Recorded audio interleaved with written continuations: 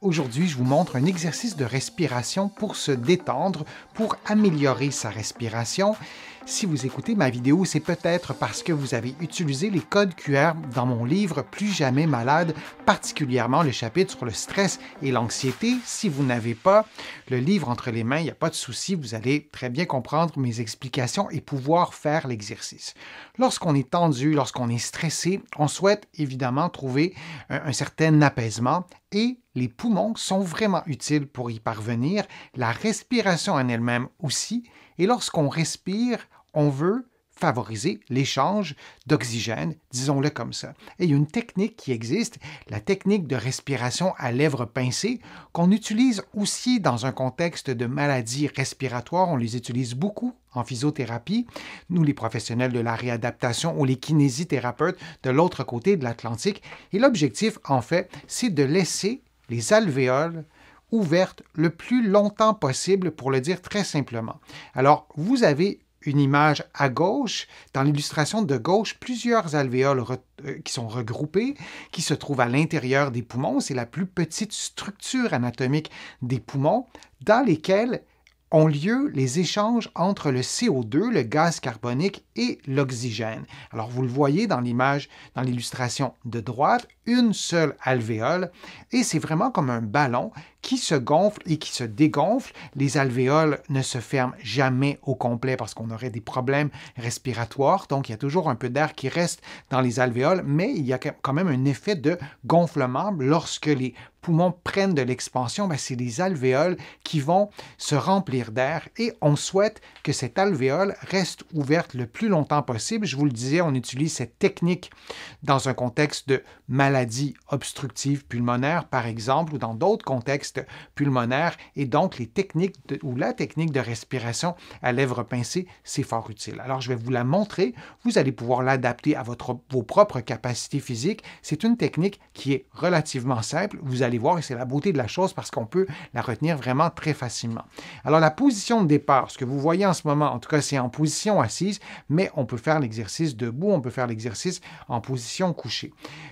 En position assise, vous vous assurez que votre corps soit bien droit et détendu et vous placez vos mains sur l'abdomen parce qu'on souhaite quand même avoir une respiration abdominale. Vous allez trouver sur ma chaîne des vidéos et dans mon livre aussi, Plus jamais malade, des conseils sur la respiration abdominale, mais pour aujourd'hui, je vous dirais simplement de placer vos mains sur l'abdomen et ensuite, on va passer à la partie de respiration à lèvres pincées pour pouvoir garder les alvéoles que vous voyez en ce moment ouvertes le plus long ou gonflées le plus longtemps possible. Donc, vous voyez la position, les mains sur l'abdomen et on fait une inspiration. Donc, on inspire par le nez en gonflant l'abdomen et en tentant de ne pas trop bouger le reste du corps, de garder la tête, les épaules immobiles.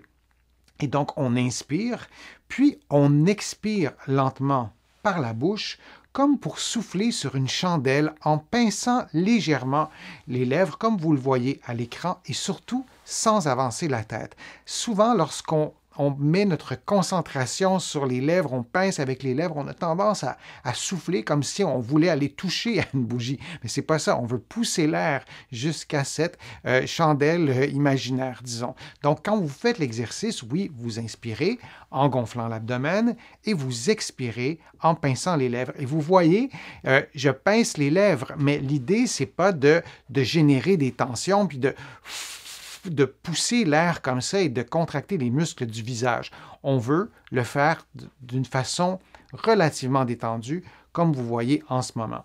Et donc, la durée de l'expiration devrait être beaucoup plus longue que celle de l'inspiration. On veut, idéalement, expirer plus longtemps. Je vous en ai souvent parlé, je vous en parle dans mon livre, mais la respiration, c'est étroitement lié au système nerveux autonome, au système nerveux sympathique et parasympathique. Et dans un contexte de tension, dans un contexte de stress, on veut favoriser le système parasympathique. Et le système parasympathique est connecté, si je puis dire, à l'expiration.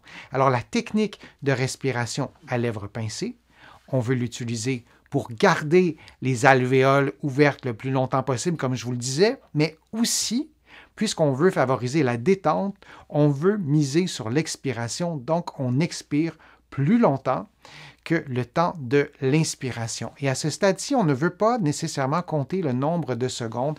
On veut que l'expiration soit plus longue. Alors, ça a un effet de détente. Alors, vous voyez, c'est vraiment très simple. C'est pas plus compliqué que ça. Si vous êtes tendu, si vous êtes stressé, si vous avez des tensions dans le cou, les épaules, il est possible que ce ne soit pas si facile que ça d'inspirer en gonflant le ventre et d'expirer les lèvres pincées, comme vous le voyez, sans bouger rien d'autre. Et là, surtout, et je le dis à mes patients, l'idée n'est pas de faire aujourd'hui, à l'instant même, l'exercice exactement comme moi je le fais. Dites-vous que c'est l'objectif à atteindre. Et si vous bougez un peu la tête, si vos épaules s'arrondissent aujourd'hui, l'important, c'est d'en prendre conscience. Vous pouvez faire l'exercice devant le miroir, devant la glace, pour vous aider à en prendre conscience. Mais si vous en prenez conscience et vous n'arrivez pas à faire le mouvement sans bouger ces parties du corps, ce n'est pas la fin du monde. Demain, après-demain, vous réessayerez et vous tenterez de ne pas bouger ces régions-là et de mettre l'accent sur, à l'inspiration du moins, sur le mouvement de l'abdomen et à l'expiration sur le fait d'avoir les lèvres pincées, mais en gardant la tête, le cou, les épaules le plus détendu possible.